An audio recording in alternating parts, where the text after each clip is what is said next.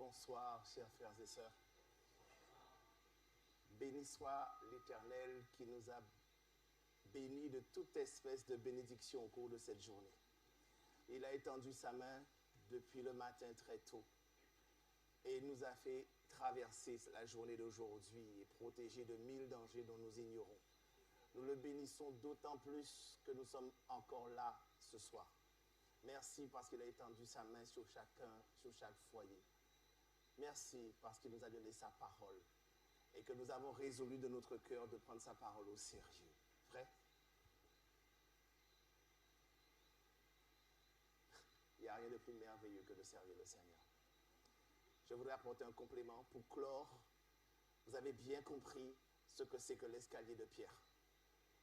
Pierre nous a donné le mode d'emploi pour parvenir. C'est le travail de toute une vie pour amener la foi à maturation, pour amener la piété, pour amener la connaissance, pour amener la maîtrise de soi, pour amener la patience dans son cœur. Ne négligez pas ce travail, puisque l'amour de Dieu nous presse à monter chaque escalier. Et en montant chaque escalier, vous êtes sauvés en gravissant chaque marche. Et vous confirmez votre salut quand vous arrivez à l'amour agapé. Et ceux qui entre-temps sont partis dans le sommeil, mais Dieu se fait justice, sagesse, un complément pour eux, qui fait qu'ils arrivent à la perfection comme nous. Précision. Pourquoi c'est à Pierre qu'on avait donné la révélation de la perfection du caractère? Pierre avait une longue expérience des choses de Dieu. Sa foi dans la puissance salvatrice du Sauveur s'était affermie avec les années. Vous voyez, sa foi s'est affermie tout le long des années. Jusqu'à ce qu'il ait prouvé qu'il n'y avait pas de possibilité de chute. Autrement dit, qu'il n'y avait pas moyen de pécher encore. Pour celui qui, avançant par la foi, gravit degré par degré, autrement dit, marche après marche, toujours plus haut, toujours plus résolument, l'échelle qui accède aux portes même du ciel. Vous mesurez ça? Il avait acquis la conviction qu'on pouvait être, à un moment donné, sans péché sur cette terre, bien avant que Christ retourne. Le croyez-vous? Croyez-vous que Dieu peut faire de vous des êtres sans péché, bientôt, très bientôt? J'ai noté votre réponse. Donc j'aurai besoin de vous tout à l'heure. Continue. Les efforts humains ne suffisent pas en eux-mêmes sans le secours de la puissance divine. Ça, vous le savez. De vous-même, vous n'y arriverez pas. Je suis incapable. Je ne pourrais pas vous dire une chose aussi insensée. Ils ne servent à rien. Dieu et l'homme doivent agir de concert. Il faut que la résistance à la tentation vienne de l'homme, qui puisera toutes ses forces où? En Dieu. Mais il faut que la haine du péché vienne de votre cœur. Si vous haïssez le péché, comme Dieu hait le péché, vous aimerez le pécheur, comme Jésus aime le pécheur. D'une part se trouve la sagesse infinie, la compassion, la puissance. D'autre part se trouve la faiblesse, la méchanceté, l'impuissance totale. Et ce mariage de la divinité et de l'humanité, comme Jésus l'a réalisé, et il a marché dans la perfection, aussi il nous assure par sa puissance, par ses promesses, par sa gloire et sa vertu, il nous emmènera à cette perfection pour que nous marchions dans la lumière comme lui-même a marché dans la lumière et a produit des œuvres de justice. Chose très importante. Continue.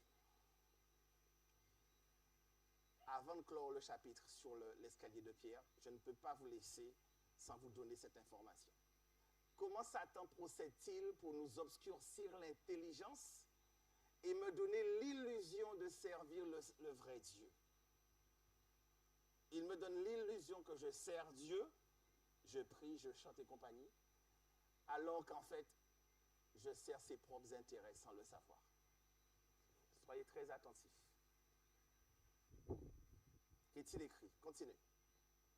J'ai vu Quand elle dit j'ai vu, qui lui a montré?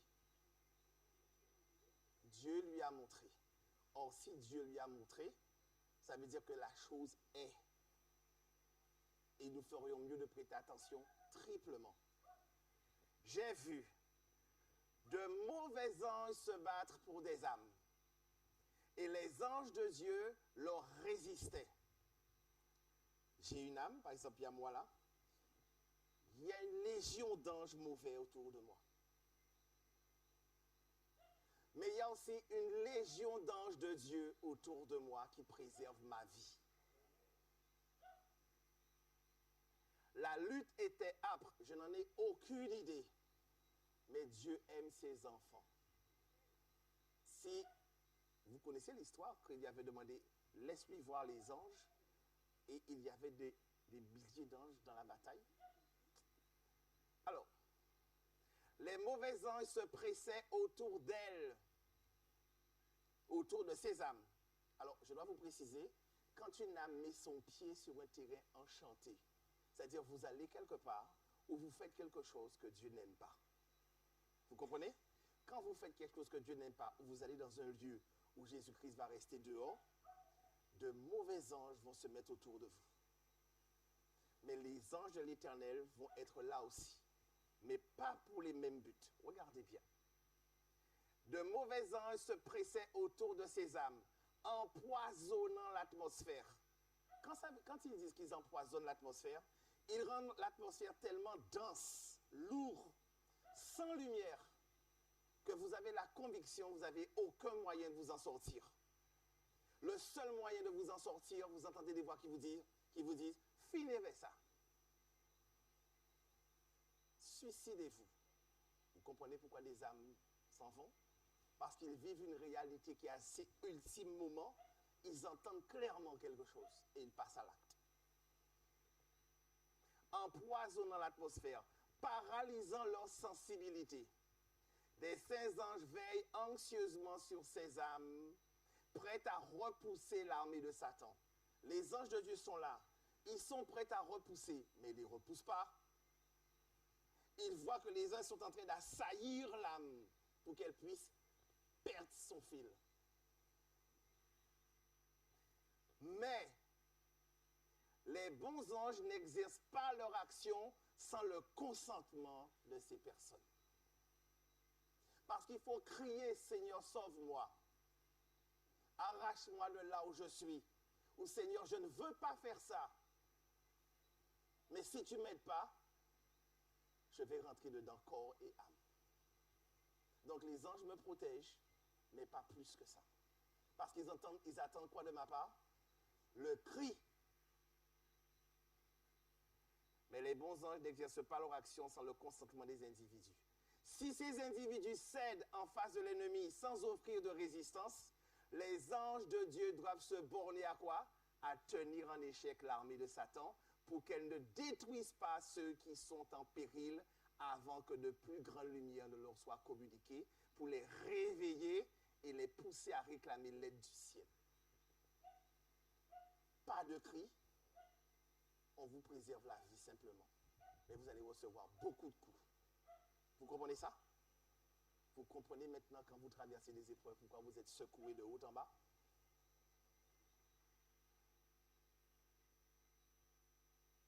Jésus n'enverra pas ses anges pour délivrer ceux qui ne font aucun effort en vue de leur salut. Et non, l'Éternel a dit qu'il viendrait avec à bras tendus me sauver. Mes amis, ça ne fonctionne pas comme ça. Si l'Éternel n'entend pas le cri du cœur, ça veut dire que votre cœur est où? Dans ce qu'il aime. Donc l'Éternel ne peut que se borner à vous sauver la vie. Mais vous prendrez plein de coups. Continue. Quand Satan est sur le point de perdre une âme, parce que cette âme a reçu de la lumière, ou cette âme a un sursaut et ne veut pas céder aux tentations, il redouble d'efforts pour la garder. Si cette âme consciente du danger crie sa détresse et implore le secours de Jésus, Satan, craignant de perdre un captif, appelle un renfort pour enclore cette pauvre âme, l'envelopper de ténèbres si épaisses qu'aucun rayon de lumière céleste ne puisse l'atteindre. Attendez, il y a déjà une légion d'anges mauvais. Il y a les anges de l'Éternel qui vous préservent la vie. Vous criez à l'Éternel, qu'est-ce que Satan fait? Il envoie encore une autre légion pour voir si votre cri est vraiment puissant. Mais si l'âme en danger persévère dans ses efforts, c'est bien Jésus que tu veux. Tu cries à Jésus car tu sais que c'est le seul capable de t'arracher là où tu es. Persévère dans ses efforts, sentant son impuissance et faisant appel au mérite du sang de Jésus, Jésus accueille la prière fervente de la foi. Envoie quoi? Un renfort d'anges pour les faire tous disparaître. Je ne sais pas si vous visualisez la scène, mais une légion d'anges, c'est 3000 anges. Donc ça veut dire qu'autour de vous, il y a un paquet d'anges. Mais tout dépend, vous, quelle priorité vous donnez aux anges. Si vous allez sur un terrain que vous savez qui est interdit, vous savez ce qui vous attend. Puisqu'on vous a révélé comment ça fonctionne dans l'invisible. Mais si vous êtes sur le terrain de l'Éternel, l'ennemi ne pourra rien contre. Qu'est-ce que dit? L'ange de l'Éternel campe tant que ceux qui craignent Dieu sont sur le terrain de l'Éternel. Mais si vous êtes sur un terrain enchanté, et je dis, paille là, ne vous mettez pas avec telle compagnie toxique. Et vous y allez quand même. Ah, l'Éternel est bon. L'Éternel te préservera peut-être la vie. Mais tu es puissamment touché dans ton corps. Ça peut être n'importe quelle forme, mes amis, je ne sais pas. Vous pouvez souffrir un terrible accident, mais vous êtes en vie. Vous pouvez subir une attaque physique. Et c'est un vrai traumatisme, mais vous êtes en vie. On n'a pas besoin de ça. Parce que vous êtes au mauvais moment, au mauvais lieu, et ce n'était pas un lieu pour vous. Vous comprenez pourquoi les fils et les filles de Dieu ne doivent pas se trouver n'importe où? Que les gens aillent vivre, et comment dire ça, vivre leur vie, et ça c'est eux, ils sont libres. Mais vous, vous savez quelles sont les forces qui sont en présence. Et vous voulez servir l'Éternel. Et pour que l'ange de l'Éternel reste auprès de vous, vous marchez toujours dans le chemin de la lumière. Et même si l'ennemi vient, l'Esprit de l'Éternel les met en déroute. Parce que vous êtes sur le chemin de la lumière. Vous comprenez comment ça fonctionne, mes amis? Quand on sort du chemin de Dieu et qu'on va sur un autre chemin. Quand j'ai lu ça, ça m'a poussé dans une grande réflexion. Et ça m'a amené, nous ne sommes pas parfaits, je ne le suis pas, mais à faire très attention où je mets mes pieds. Vous comprenez ça? Je n'irai pas n'importe où, parce que je sais qu'il y a des choses que je ne vois pas et qui ne me veulent pas du bien. Donc ça veut dire que je suis en train d'exposer ma vie. Grâce soit rendue à Dieu. Grâce soit rendue à Dieu. Vous êtes en vie. Mais n'irritez pas l'Éternel à l'excès. Vous comprenez? Ne le forcez pas par la présomption spirituelle. L'Éternel même, donc, il fera, même si je me mets là. Ne faites pas ça. Dieu ne vous a pas placé dans ce chemin-là. Il a placé Daniel auprès d'un roi impur. Il place les gens, mais regardez ce qui s'est passé à la fin. Le roi s'est converti. Mais si vous allez dans tel lieu, qui s'est converti? Qui a entendu la... On ne peut pas l'entendre vu la puissance de la musique. Vous comprenez? Donc, restez dans le chemin lumineux. Continuons. Pierre avait donc une longue expérience des choses de Dieu. Sa foi dans la puissance salvatrice du Sauveur s'était affermie avec les années, jusqu'à ce qu'il ait prouvé qu'il n'y ait pas de possibilité de chute pour celui qui, avançant par la foi, gravit de... On avait déjà lu ça, je l'ai doublé. C'est pas grave, continue. Donc pour nous ce soir, Dieu nous a prouvé dans sa parole le moyen de la restauration du croyant par un agent puissant, l'appui de la première et de l'arrière-saison. Ouvrez vos Bibles avec moi. Nous allons dans Deutéronome. Joël avait déjà parlé de ça. Allons dans Joël 2.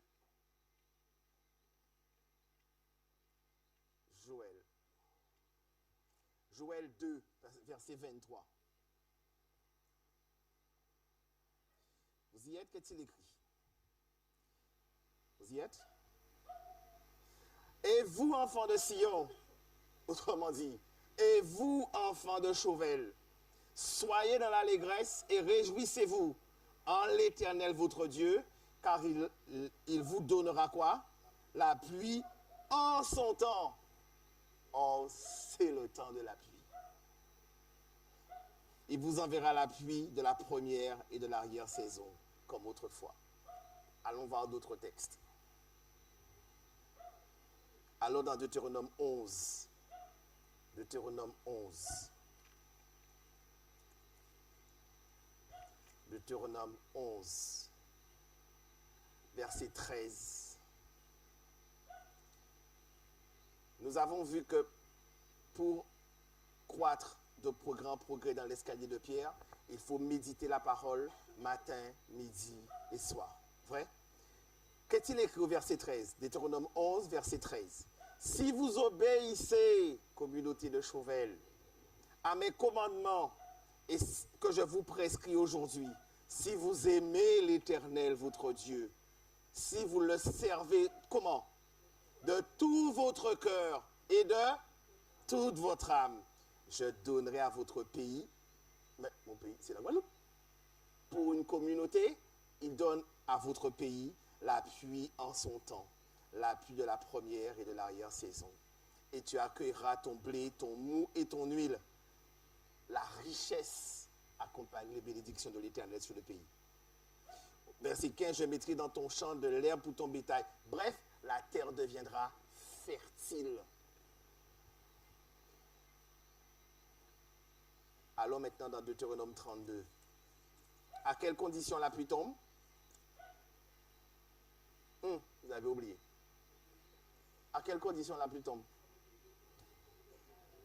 On l'a dit, si j'obéis, si j'aime l'Éternel et si je le sers de tout mon cœur. 3 conditions. Si j'obéis, si j'aime l'Éternel et si je le sers. Alors, il enverra la pluie sur vous pour que le pays soit sauvé à cause de quelques-uns. Rappelez-vous Lot. Pour un, tout Soar a été sauvé. Ça vaut la peine? Chapitre 32. C'est quoi cette pluie? Chapitre 32, versets 1 à 3. Vous y êtes? Écoutez bien.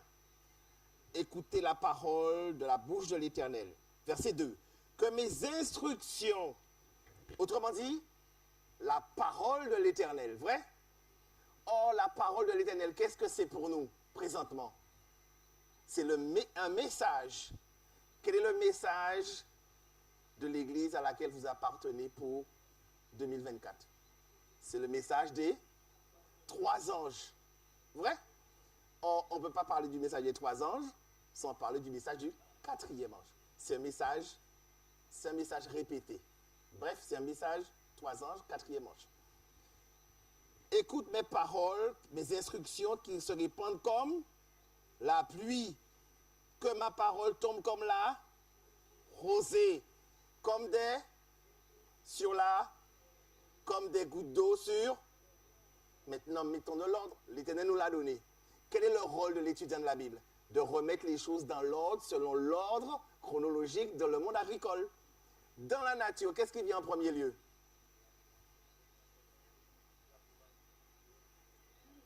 On dit la pluie fifine. Autrement dit, la rosée. Ensuite, après la rosée, qu'est-ce qui vient? La pluie. La pluie. La pluie d'abord. Après la pluie, qu'est-ce qui vient? Les ondées. Les choses sont graduelles dans la nature, vrai? D'abord, vous voyez la rosée, cette espèce d'humidité sur les feuilles. Ensuite, vous voyez la pluie venir de manière douce. Vous l'entendez venir comme ça vrombrit. Mais entre-temps, vous avez une pluie douce qui arrive. Et ensuite, ça entre en intensification. Et c'est si intense qu'à un moment donné, on ne voit plus au-delà de 2 mètres. Là, vous êtes dans les ondées. Donc, il y a bien 3 phases. Vrai? Rosée, pluie et ondée. Ça va jusque-là? prévient. Or, il a dit que sa parole, c'est comme les phases de la pluie. 3 étapes, rosée, pluie, ondée. Vous connaissez toutes ces choses, mes amis. Tout ce qu'on va faire, c'est les rassembler et leur donner de la cohérence. Et vous allez voir que c'est magnifique. Allons maintenant dans Ésaïe 55 pour faire le compliment. Ésaïe 55.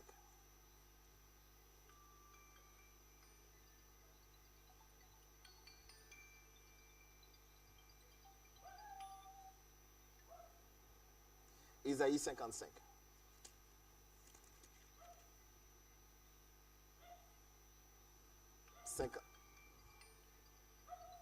Voilà, Ésaïe 55, versets 10 à 11. C'est là que ça devient intéressant. 55, versets 10 à 11. Qu'est-il écrit? Comme la pluie et la neige descendent des cieux et n'y retournent pas. Sans quoi? Sans avoir arrosé. Quel est l'autre verbe d'action? Féconder et fait germer la plante, les plantes, sans avoir donné de la semence au semeur et du pain à celui qui mange. Ainsi en est-il de ma parole qui sort de ma bouche et ne retourne pas à moi sans effet, sans avoir exécuté quoi? Ma volonté, mes desseins. L'Éternel est fort. Si vous avez cette parole dans votre cœur, elle ne reviendra pas. La parole de l'Éternel est une parole de vie. Si elle touche votre cœur, elle y met la vie de Dieu. Nous devons maintenant développer cette vie en fréquentant les Écritures davantage. L'Esprit va ouvrir notre intelligence et nous allons marcher de progrès en progrès. Une vérité nous est donnée. Pour que je puisse avoir accès à une autre vérité, qu'est-ce qu'il faut? Il faut que je pratique la première vérité. Ah, vous ne savez pas ça? Ah, vous pensez que je vais passer ma vie à accumuler des vérités en pas pratiquer rien et je recevrai des vérités? Mes amis, si on ne pratique pas la première vérité, vous n'aurez pas la seconde vérité. Je veux dire la seconde lumière. On marche de lumière en lumière, vrai? Mais pour qu'une lumière vous soit donnée, il faut que nous soyons à la hauteur de la lumière en la vivant. Si nous ne vivons pas la foi, comment voulez-vous vous élever plus haut?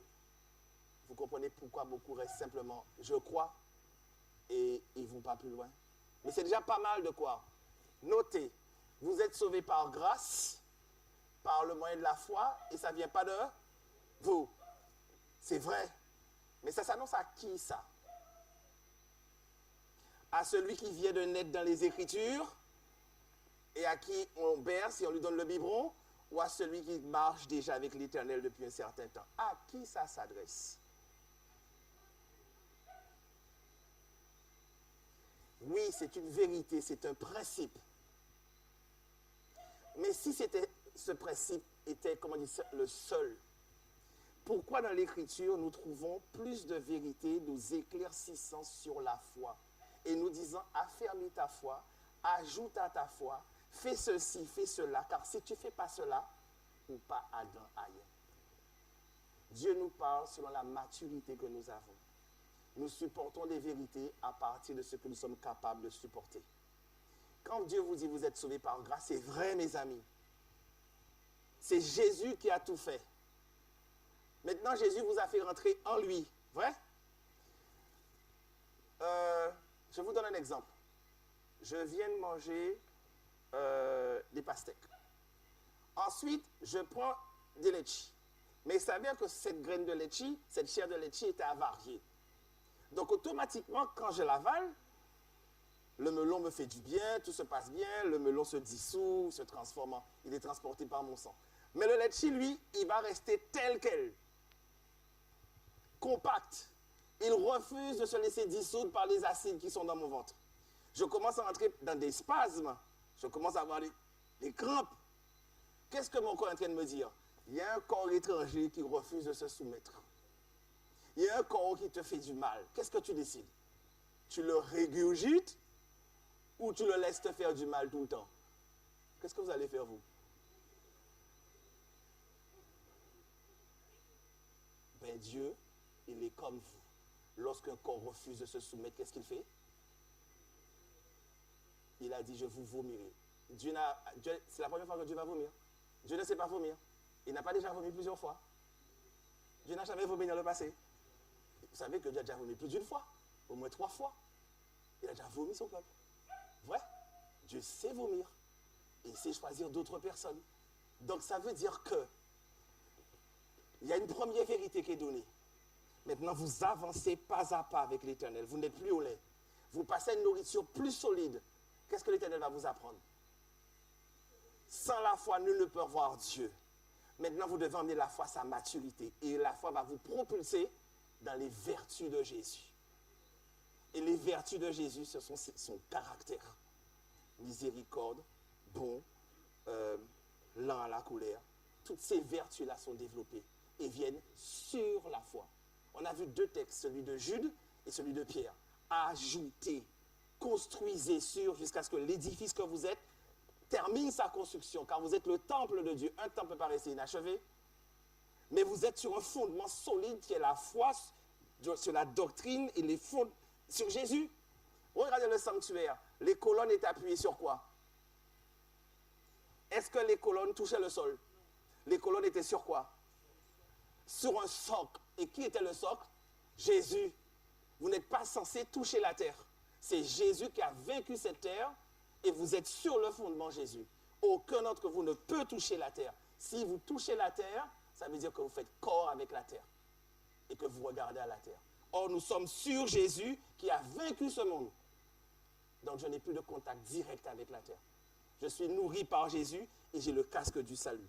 Donc, Jésus qui est en bas, qui est mon fondement, me fait monter la sève.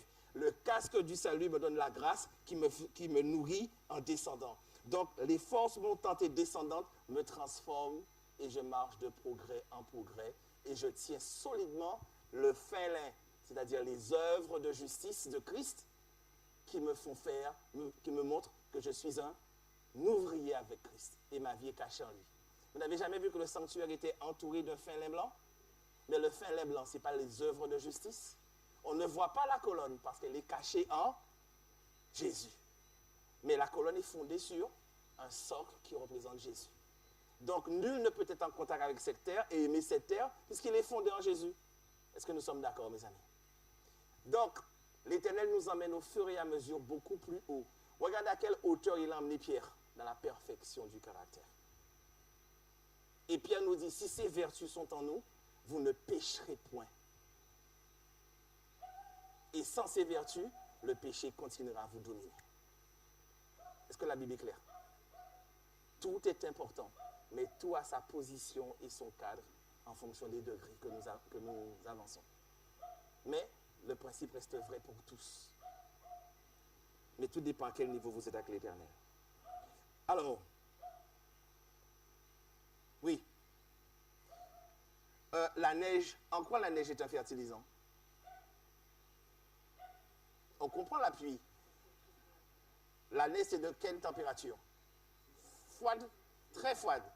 Et quand la neige, vous avez la neige dans la main, qu'est-ce que ça fait à un moment donné quand vous la gardez? Ça brûle. Et la neige va brûler quoi? Tout ce qui n'est pas bon. Quand la neige descend, autrement dit, quand la parole de Dieu descend, elle va brûler tout ce qui n'est pas bon en nous. Là où la parole de Dieu est, oh, la parole c'est la vie et la lumière, elle chasse les ténèbres dans notre cœur. Comprenez-vous ça?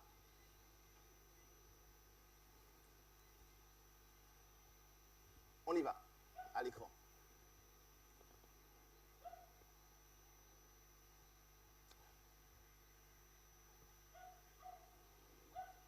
Vous connaissez la parabole du semeur?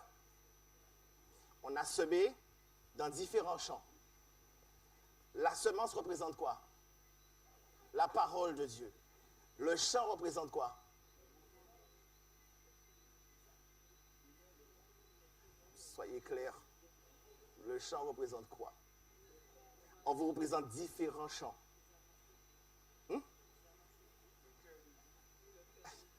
Le cœur des hommes. Chaque cœur, chaque type de cœur.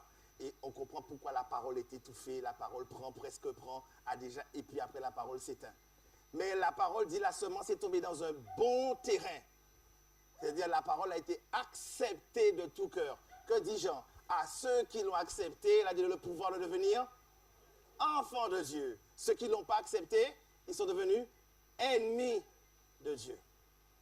Donc, lorsque la semence de Dieu entre dans le terrain, entre dans mon cœur, qu'est-ce que cette semence m'emmène à faire? À défricher ce terrain.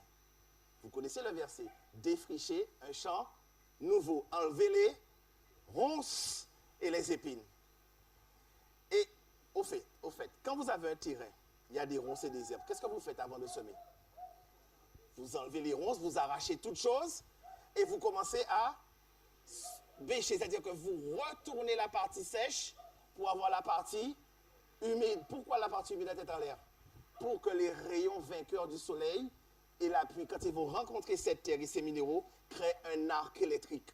Et l'arc électrique va donner de la vie à la graine et la semence va prendre vie. Mais là où c'est sec, on ne peut plus rien faire. Il faut retourner la terre sur plusieurs kilomètres, sur une grande distance, pour que la germination, pour que la graine puisse produire une plante. Vous comprenez ça? Quand la parole entre dans votre cœur, il faut que le soleil de justice agisse et il faut que la pluie, c'est-à-dire le Saint-Esprit, puisse agir. Et quand les deux vont agir, ils vont créer un arc électrique. C'est-à-dire ils vont créer, eux seuls savent ce que ça veut dire, la conversion d'un cœur. Ils vont transformer le cœur va accepter la parole va entrer dans le cœur et faire ce pourquoi Dieu l'a envoyé. Et il va commencer à insuffler la vie et l'amour dans ce cœur. Et ce cœur va être poussé à quoi? À étudier ce qu'il est capable d'absorber.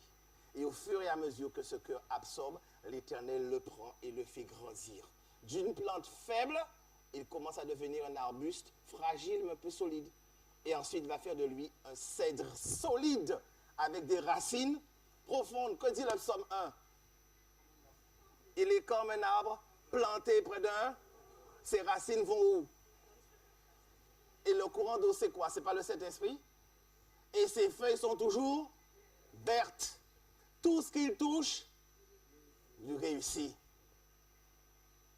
Parce que cet arbre a été planté dans une bonne terre, qui a fait une bonne réception de la parole de Dieu, et l'Éternel a pris soin de sa croissance et l'a emmené à un bel arbre majestueux, bien développé, équilibré.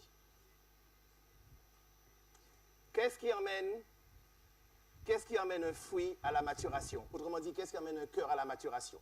Vas-y. Allons dans Jacques 5, versets 7 à 8. Jacques 5, versets 7 à 8. Jacques.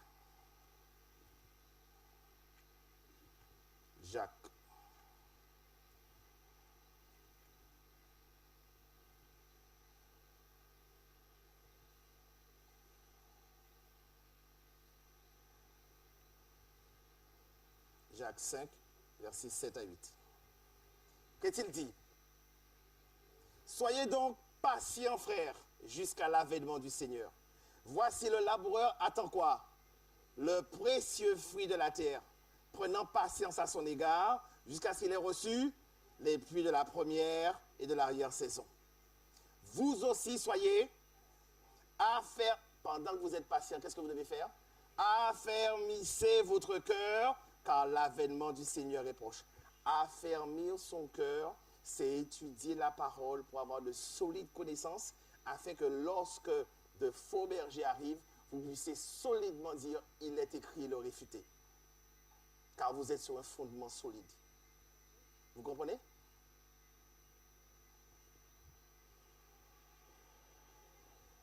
L'affermissement, c'est un scellement. Vous le saviez? Être affermi, c'est être solidement ancré dans le fondement qu'est Jésus.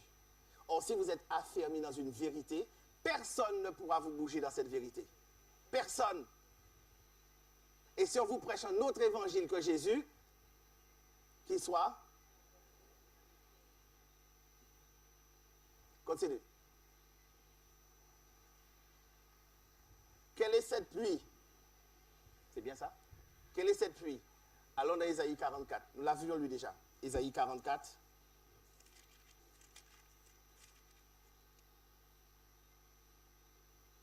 Ésaïe 44. Verset combien? 3 à 4. Qu'est-il écrit? Car je répandrai des eaux sur le sol altéré. Ça fait un moment que nous sommes éloignés de l'éternel. Autrement dit, qu'est-ce que j'appelle éloigné de l'éternel? Nous avons le lexique spirituel, mais nous n'avons pas la pratique qui suit. Vous comprenez? Nous connaissons la parole de l'éternel, mais notre cœur n'est pas à l'éternel au quotidien. Être à l'éternel, c'est faire ce qu'il dit. Vrai? Voici, je répandrai des eaux sur le sol altéré et des ruisseaux sur la terre desséchée. Je répandrai quoi? Mon esprit sur ta race et ma bénédiction sur tes rejetons. Ils pousseront comme au milieu de l'herbe, comme des saules près des courants d'eau. Ça vous rappelle un clin d'œil au Somme 1. Et vous connaissez le Deutéronome 32, sa parole est comme de la pluie. Continue. Non, ça a été trop vite, il y avait un dernier. Qu'est-ce que l'herbe doit demander?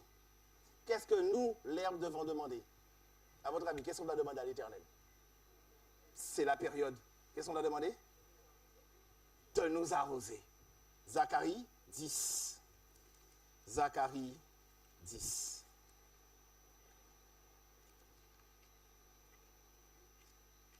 Zacharie 10, verset 1. Qu'est-ce que Zacharie nous dit? Demandez à l'Éternel la pluie du printemps. L'Éternel produira des éclairs. Il vous enverra une abondante pluie. Il donnera à chacun quoi? De l'herbe dans son champ. Donc l'Éternel donnera de l'abondance. Mais pour cela, il faut demander à l'Éternel son esprit. Donc l'Éternel est disposé à donner son esprit en tout temps. Donc il ne peut pas avoir une prière chaque jour qui ne fait pas mention, Seigneur, donne-moi ton esprit. C'est la période, c'est le moment, tu l'as promis, je suis disposé à le recevoir. Afin que cet esprit me modèle et me donne les aptitudes pour pouvoir mieux comprendre ta parole et agir avec efficacité. Car si l'esprit m'est donné, c'est bien pour changer mon cœur. Et si mon cœur est changé, c'est bien pour pratiquer ce que l'Éternel m'a fait comprendre clairement. Nous sommes d'accord? Continuons. Pour que mon cœur soit changé, le Saint-Esprit nous est donné pour que Dieu réalise un projet, un mystère. Quel est le mystère dont la Bible parle? Si vous le connaissez, ça me permettra d'aller très vite. Un mystère caché depuis longtemps, révélé. Christ en nous, l'espérance de la gloire. Vous connaissez ce verset, mes amis? Non? Oui ou non? Non? Allons-y, on va aller pas à pas, si vous ne connaissez pas. 1 Timothée 3, verset 6. 1 Timothée 3, verset 6. Si vous ne connaissez pas, on va le construire. 16, pardon. 1 Timothée 3, verset 16. Certains savent, mais d'autres ne savent pas. On va construire ensemble. Verset 16, qu'est-ce qu'il dit? Sans contredit, le mystère de la piété est grand. Celui qui a été manifesté en chair, justifié en esprit, vu des anges, prêché aux gentils, cru dans le monde, a été élevé en gloire. Donc il vit au siècle des siècles dans le ciel. Vrai? Deuxième verset. Vas-y. Romains 16, verset. Allons dans Romains 16. Romains 16, verset 25. Qu'est-il écrit? À celui qui peut vous affermir, vous voyez le mot affermir encore, vous sceller dans sa parole. Selon mon évangile et la prédication de Jésus, conformément à quoi? À la révélation du mystère caché pendant des siècles. Quel est ce mystère caché pendant des siècles? Continue. Romains 11, verset 25. Romains 11, verset 25. Est-il écrit? Car je ne veux pas, frères, que vous ignoriez ce mystère, afin que vous ne vous regardiez point comme sages. C'est qu'une partie d'Israël est tombée dans l'endurcissement jusqu'à ce que la totalité des païens soit rentrée. Il faut que la totalité des païens puisse entrer aussi dans la promesse. Continuons. Colossiens 2, verset 2 à 3. Colossiens 2, verset 2 à 3.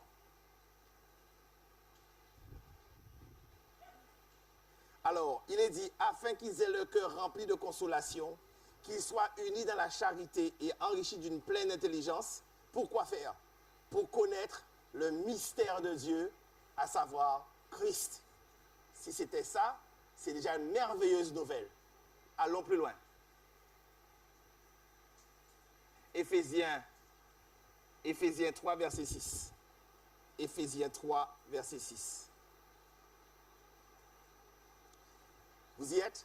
Ce mystère, c'est que les païens sont co-héritiers, forment un même corps et participent à la même promesse en Jésus. C'est pourquoi nous devons donner l'évangile aux autres, parce que l'Éternel a permis une large entrée aux païens s'ils acceptent la parole, parce qu'ils sont co-héritiers de la promesse. Vous comprenez ça? On continue. Dernier. Colossiens 1, verset 26 à 27. Colossiens 1, verset 26 à 27. Le mystère caché de tout temps et de tous les âges, mais révélé maintenant aux saints, qui Dieu a voulu faire connaître quelle est la glorieuse richesse de ce mystère parmi les païens. C'est quoi? Non seulement en vous, mais dans les païens aussi, Christ va se révéler par un caractère parfait, afin qu'il emmène tous ceux qui ont cru de la promesse et ceux qui sont païens au salut et dans le ciel. Vous avez compris le mystère de Dieu? Christ en nous, l'espérance de la gloire. C'est clair? On continue. Continue. Continue. Alors, lorsque Dieu dit, il vous donnera la pluie en son temps, il vous enverra la pluie de la première et de l'arrière-saison. En Orient, les premières pluies tombent au moment des semailles. Elle est nécessaire pour que la semence puisse germer. C'est la première pluie qui fait la croissance de la plante et qui l'emmène à produire du fruit. Ça, c'est le travail de la première pluie. Elle est nécessaire afin que la semence puisse germer sous l'influence des pluies fertilisantes. Les tendres pousses sortent du sol. La pluie de l'arrière-saison qui tombe à la fin de la saison, elle vient faire quoi? Mûrir le grain et le prépare pour la moisson. Le Seigneur utilise ces phénomènes naturels pour illustrer l'œuvre de l'Esprit. Autrement dit, la première pluie fait mourir la graine, fait monter la plante, la transforme en arbre solide. L'arbre commence à donner des fruits. Mais pour que les fruits deviennent, à un moment ils sont verts, il faut qu'ils deviennent jaunes. Même lorsqu'ils sont jaunes, est-ce qu'ils sont comestibles? Il faut qu'ils atteignent la maturité dans la couleur jaune. Vous me comprenez? Et la pluie de l'arrière-saison emmène le fruit à la maturité. Ça veut dire que c'est comestible. Et si le fruit est comestible, où est-ce qu'on va le trouver? Sur la table du Seigneur pour les noces. Vous comprenez? Vous avez donc l'habit, vous êtes un fruit savoureux, vous avez déjà la saveur du ciel, vous êtes déposé sur la table de l'Éternel. Et quand l'Éternel vous regarde, vous avez la robe de justice, le caractère et la saveur de Jésus.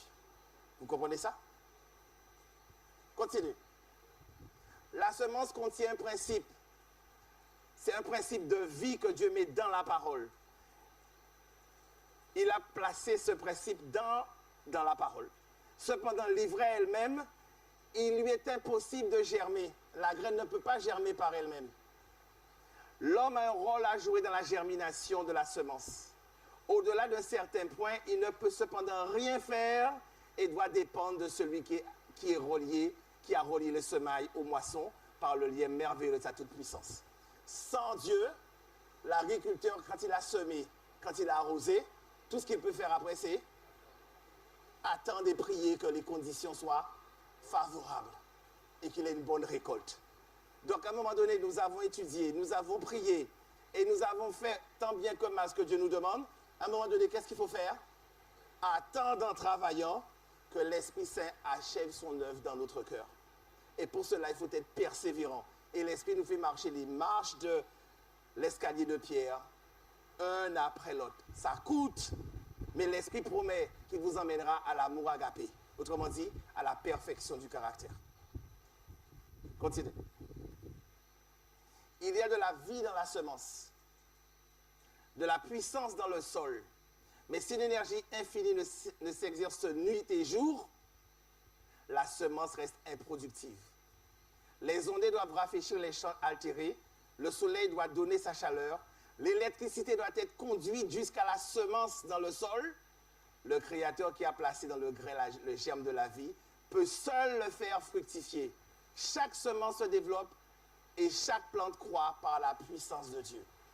Vous vous développez et vous croissez selon la patience de l'Éternel et à la vitesse que l'Éternel le fait, pas à votre vitesse. L'Éternel vous fait croître à sa vitesse. Quelquefois, on voudrait croître plus vite, mais l'Éternel veut que certaines vérités nous pénètrent profondément. C'est la seule façon pour nous débarrasser de ce qui perturbe la circulation de la grâce dans notre cœur. Mais la seule chose que Dieu nous demande, soyez persévérants. Paul était persévérant. Élie l'a été. Daniel l'a été. Joseph l'a été. Abraham l'a été. Moïse l'a été. Regardez les résultats. Certains sont au ciel, certains sont sous la terre, mais sauvés. Moralité, si je veux être sauvé, je dois être comment? Persévérant. Et monter l'escalier, marche après marche. Continue, il nous reste peu de temps. Continue. Tu peux passer. De même que la rosée et la pluie sont données d'abord pour permettre la germination de la semence, puis pour mûrir la moisson, le Saint-Esprit est accordé pour mener à bonne fin, d'étape en étape. Quand vous entendez ces mots, ça vous pensez à quoi? À l'escalier de Pierre. D'étape en étape, le processus de la croissance spirituelle. La maturation du grain symbolise l'achèvement de l'œuvre de la grâce de Dieu dans l'âme du croyant. Autrement dit, Christ en nous, l'espérance de la gloire. Par la puissance du Saint-Esprit, l'image morale de Dieu doit être rendue parfaite dans le caractère. Nous sommes appelés à être transformés complètement à la ressemblance de Dieu. La première pluie nous permet de croître. Vous comprenez pourquoi certains chrétiens croissent, mais un genre bancal, un genre parce qu'ils n'ont pas accepté toutes les vérités de la première pluie. Mais ils attendent déjà la pluie de l'arrière-saison. Or, ce n'est pas comme ça que ça marche. L'Éternel dit qu'il faut que la première pluie fasse la croissance et produise le fruit. Et la pluie de l'arrière-saison amène le fruit, le caractère à la maturité. Ce n'est pas la première pluie, ce n'est pas l'arrière-saison qui va produire le fruit, ni la croissance. Ce n'est pas son rôle. Puisque la pluie de l'arrière-saison vient à la fin. Donc, c'est la première pluie qui fait tout le travail essentiel. Et le plus beau, c'est le caractère qui est reproduit avec la pluie de l'arrière-saison. Or, si nous soupirons après la pluie de l'arrière-saison, c'est que nous sommes en train de travailler les vérités de la première saison qui a transformé les disciples et qui a permis que les disciples puissent recevoir le Saint-Esprit pour aller dans tout l'empire donner la parole de Dieu. Vous comprenez? Et ça nous emmène, justement, c'est ce que nous allons voir demain, pour pouvoir clore ce moment. Les disciples, comment ont-ils reçu la pluie de l'arrière-saison? C'est quoi les conditions? Qu'est-ce qu'ils ont dû observer? Vrai. À quel moment les disciples ont-ils compris la parole de Dieu? Quand ils ont reçu la pluie? Ou à un autre moment? Selon vous, à quel moment ils ont compris? Si vous ne savez pas donner votre langue, une partie de la langue au chat. 1 minute, je vous demande. Allons dans Luc. Luc 24. Luc 24. Et on va s'arrêter là. Luc 24. Vous vous souvenez que Jésus était sur le chemin d'Emmaüs? Vrai? Les disciples n'avaient pas encore compris que c'était Jésus. Finalement, ils ont accepté, leur cœur s'est réchauffé. Bien. Maintenant, Jésus leur parle.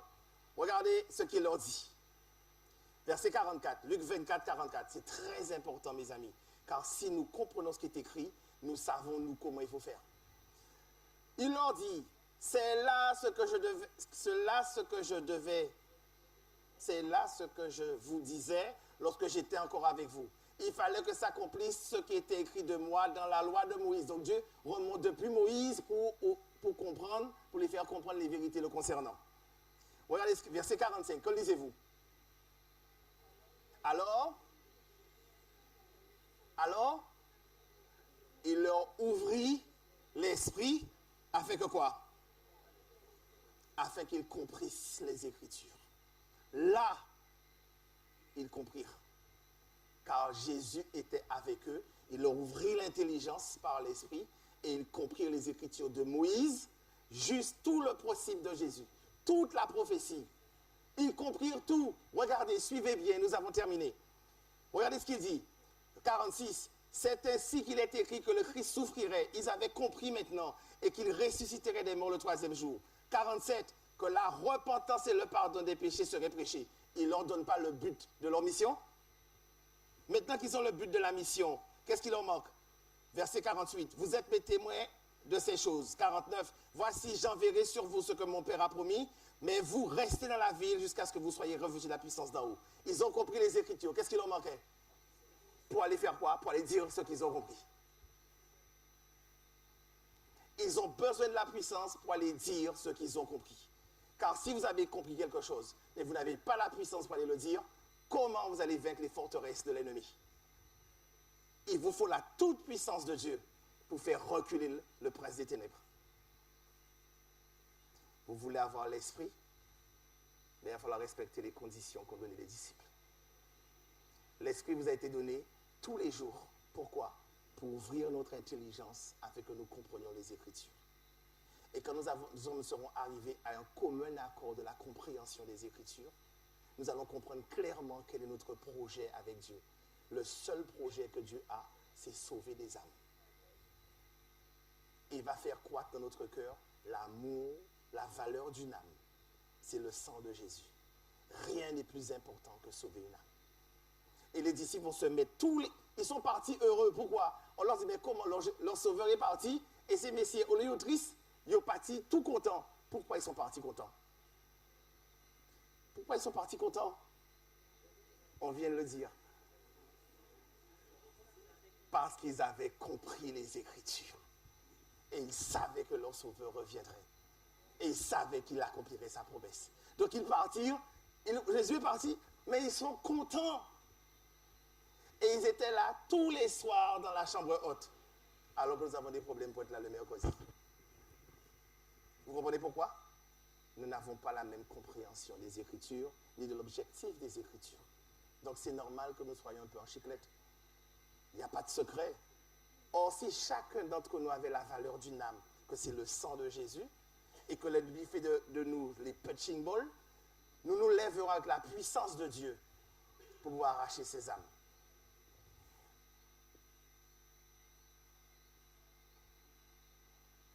Est-ce bien la parole de Dieu que vous avez entendue? Vrai? Si c'est vrai, levez la main. Si c'est la parole de Dieu que vous avez entendue, pour tous ceux que cette parole a fait quelque chose dans leur cœur, je leur demande de se lever.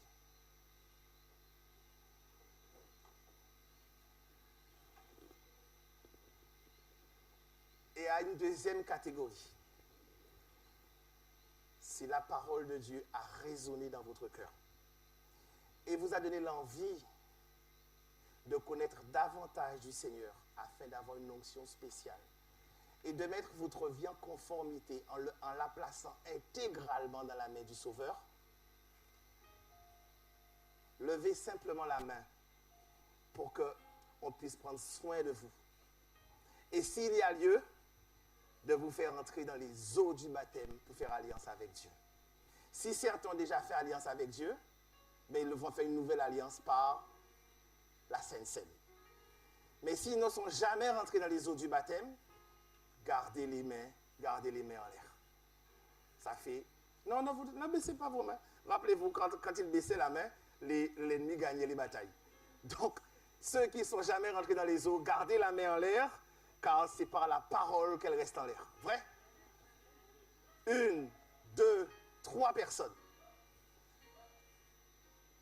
J'invite ceux qui sont responsables. Vous avez vu ces 3 mains levées? Vous avez bien vu? Vous allez donc vous approcher d'eux, car ces âmes ont manifesté par la main levée. Nous avons entendu la parole et elle nous a touchés. Que Dieu vous garde et vous bénisse. À partir de cet instant, l'Église prendra soin de vous. Je vous invite à prier maintenant pour que nous fassions une nouvelle alliance avec l'Éternel et qu'il nous fasse grâce pour nous emmener l'esprit de la première saison pour achever notre croissance et faire produire le fruit. Et que cette pluie de l'arrière-saison commence à donner le fruit mûr, le jaune de l'Éternel, le super jaune. Quand vous voyez un fruit bien jaune, qu'est-ce que vous avez envie de faire? Alors imaginez l'Éternel sur sa table, qu'est-ce qu'il fera de vous? C'est un moment de réjouissance, vrai? Imaginez les parfums de différents fruits mûrs sur sa table, parce que vous avez persévéré. Prions, mes amis.